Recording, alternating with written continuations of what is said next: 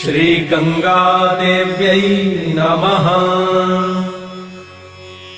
समृद्धं सौभातयं सकलवसुधायाः किमपि तन् महैश्वर्यं लीला जनितजगतः खण्डपर्शोः श्रुतीनां सर्वस्वं सुकृतमथ मूर्तं सुमनसां सुधा सौन्दर्यं ते सलिलमविशं नः शमयतु दरिद्राणां दैन्यं दुरितमथ दुर्वासनहृदां